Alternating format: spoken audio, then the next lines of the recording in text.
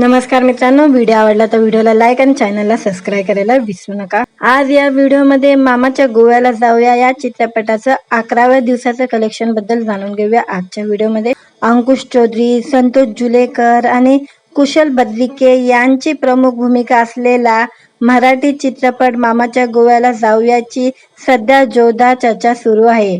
प्रेक्षकांकडून या चित्रपटाला चांगला प्रतिसाद मिळत आहे। हा चित्रपट 2026 मधला टॉप 10 सर्वात अधिक कमाई करणाऱ्या मराठी चित्रपटाच्या यादीत सामील झालेला आहे। मामाच्या गोव्याला जाऊयाचे कलेक्शन किती झाले आहे त्याबद्दल जाणून घेऊया। सैनिकच्या वृत्तानुसार मामाच्या गोव्याला जाऊया चित्रपटाने 11व्या दिवशी तब्बल 5 लाख रुपयाची कमाई केलेली आहे। या चित्रपटाचे भारतातील एकूण कलेक्शन 1,93,00,000 रुपये झाले आहे, तर भारतातील कमाई 1,62,00,000 रुपये झालेले आहे।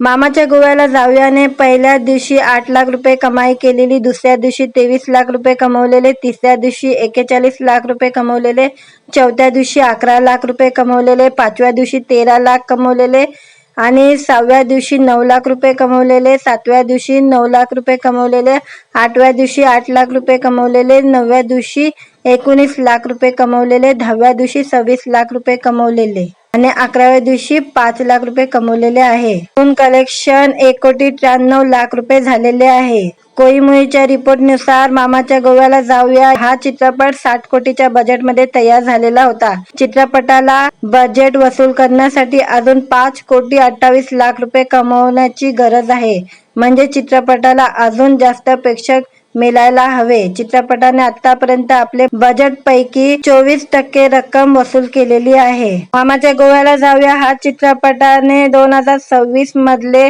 9व्या सर्वात अधिक कमाई करणारा चित्रपट ठरलेला आहे। या चित्रपटाने तिघी या चित्रपटाला मागे टाकलेले आहे। तिघी ने 1,64,00,000 रुपये कमवले होते आणि कलेक्शन केलं होतं, तर मामाच्या गोव्याला जाऊया या चित्रपटाने 1,93,00,000 रुपये कमवलेले आहे 11व्या दिवशी। मामाच्या गोव्याला जाऊया विजू माने दिग्दर्शित मराठी चित्रपटात अंकुश चौधरी, संतोष जुलेकर, कुशल बद्रिके आणि अभिजित चव्हाण यांच्या प्रमुख भूमिका आहे। याशिवाय चित्रपटात अनेक कलाकार महत्त्वपूर्ण भूमिकेत आहे। व्हिडिओ आवडला तर व्हिडिओला लाईक आणि चॅनलला सबस्क्राईब करायला विसरू नका।